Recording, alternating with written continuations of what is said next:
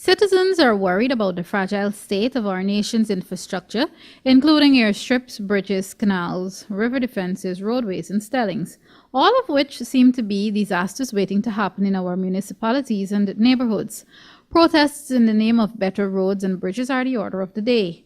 These see residents coming out in their numbers to block roads, even sacrifice time on the job to get the attention of those in authority.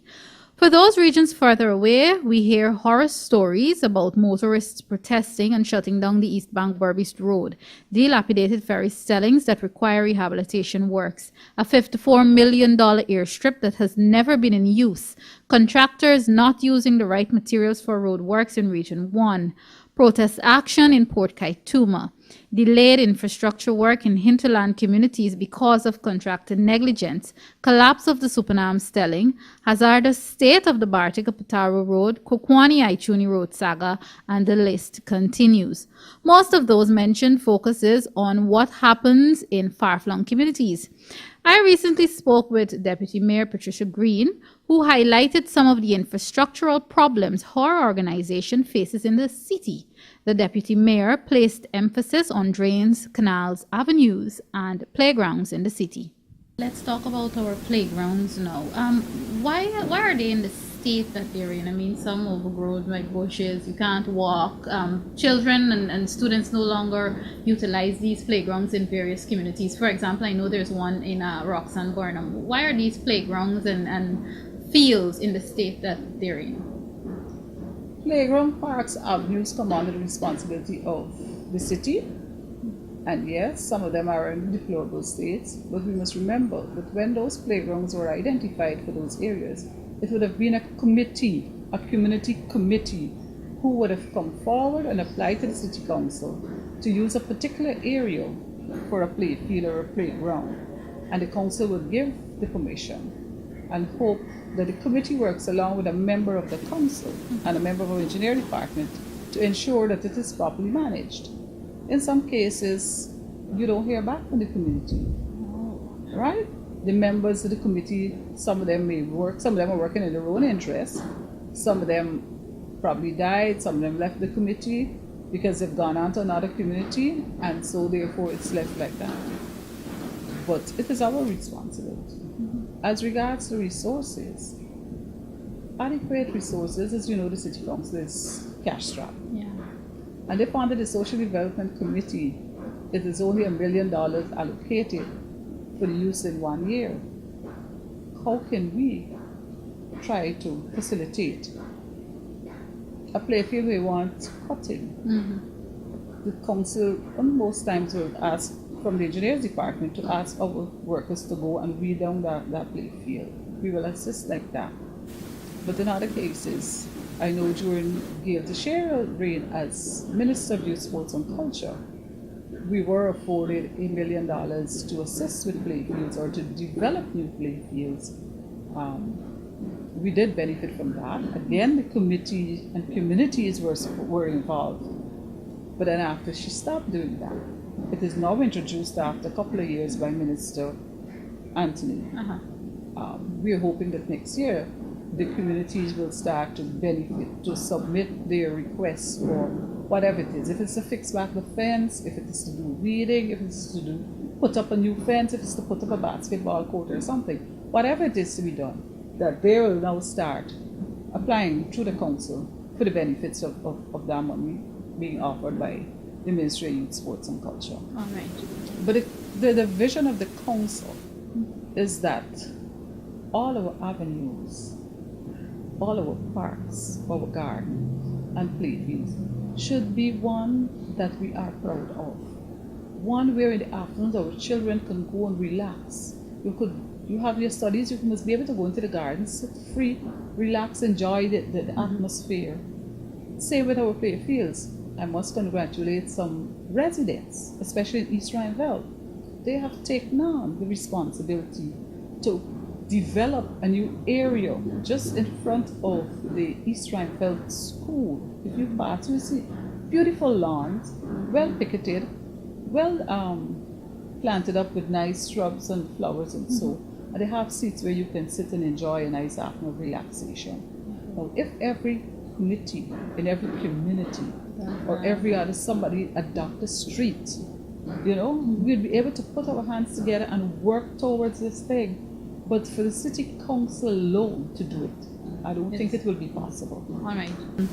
Culverts and cokers. Right now, we seem to have a slightly prolonged dry season, so we don't have the problem of flooding. But we know it usually it rains it falls for like about a half hour, even less, and various parts of the city is flooded. While we're having this dry season, is there anything that the council can do? Are you in a position to do anything to maybe prevent a possible flooding problem the next time we have heavy rains, in terms of whether our culverts and our cokers and our drains are cleared? What's your position on that? Well, as usual, there is always regular maintenance of these areas. Our cokers, yes, the engineering department has the responsibility to ensure that the cokers are always functioning and so. But remember, the issue on flooding have more than one factor. Good. You have the outfall channels that has to be cleared regularly. About 2 to 3 years ago, myself and the Prime Minister did do a walk around. We did promise to clear some outfall channels when there was a flooding in Meadowbank. Has he done that? Maybe one outfall channel would have been clear since then. You have people who continuously throw their old tires, their old beds, their old fridges, machines, to get rid of it into our canals. Take Church Street Canal for one. We have just finished desilting Church Street Canal. I think it was like December or January. Go right now and see what's happening there. It's not rubbish, but the silt that is coming from the agency in Ascension Road, all that silt is right up actually to the level of the mall. And so if rainfall, you will have overspilling in Church Street because there's not enough capacity to hold water.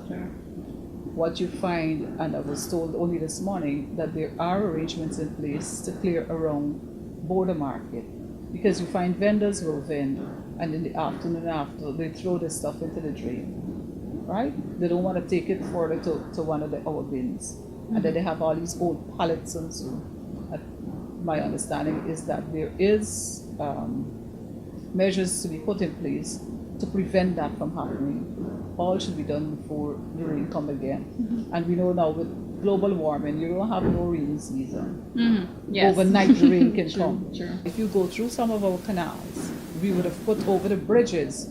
We have like a blockage, some mesh was placed there, because that's to prevent those styrofoam boxes, plastic bags from going into the cokers and so, or to get into our machines, our pumps, to damage it. We have not been able to do roads for about 2 to 3 years.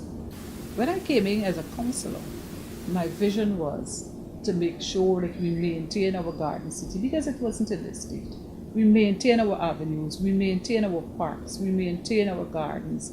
We try to do so much with our parapets to encourage people to do stuff with our parapets and have it as a beauty to your home. Politics did not allow me to have my vision of what I wanted, but I still hope, and I'm still trying, that I will be able to achieve what I want, because while we make our decisions, we don't do the implementation. The law quite clearly says that all decisions taken by a full council must be carried out by a chief executive officer, who will give that direction to the relevant officers to do so. So a decision is made, and the chief executive officer doesn't pass it on to the relevant officer. The implementation will not be done. I've just received a report where someone is asking us to look at a play field in Independence Boulevard that's taken over by scrap metal. And when approached, the people say, we run things. What is happening while our officers go out to execute their duties? There are other agencies that override and give the them city permission. council and give permission. That's a difficulty, without even consulting with us. And what has been happening for the past couple of years, there's no respect shown to the council. Ministers write letter to the town clerk and give instructions. Or sometimes I suggest that this should be done and she takes it as an instruction and go ahead, or he takes it as an instruction and go ahead and do what is suggested. But the law is quite clear to the minister what he should approve, what he should not approve. Okay. But unless all agencies are prepared to work together, regardless of which political party you are from, and if your aim and your focus is the citizens' health and welfare, there should be no problems.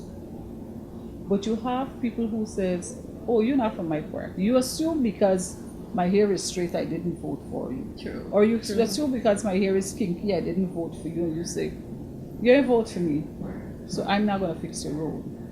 I'm not going to fix your drain." It doesn't work so. It works that there are laws that every one of us should be able to benefit from. And so, as I say again, my hope, and I'm quite certain I will be able to achieve, if given the full opportunity and cooperation from the administration, what I want to achieve in this city, that bringing back our playfields, bringing back our avenues. I've just discussed it with the engineer yesterday, how I think, I mean, come on, Main Street, you have the president, you have the prime minister's residence, you have the Ministry of Finance, you have GPL, you have all those places along Main Street. Yeah, prominent. And yet, when you go through Main Street, you are ashamed to see what's happening. There's no one assigned to, because the street arteries were removed from cleaning streets. Those areas you should have persons assigned on a daily basis to ensure that the area is clear. In the years gone by, that is what used to happen. But now that's not what's happening.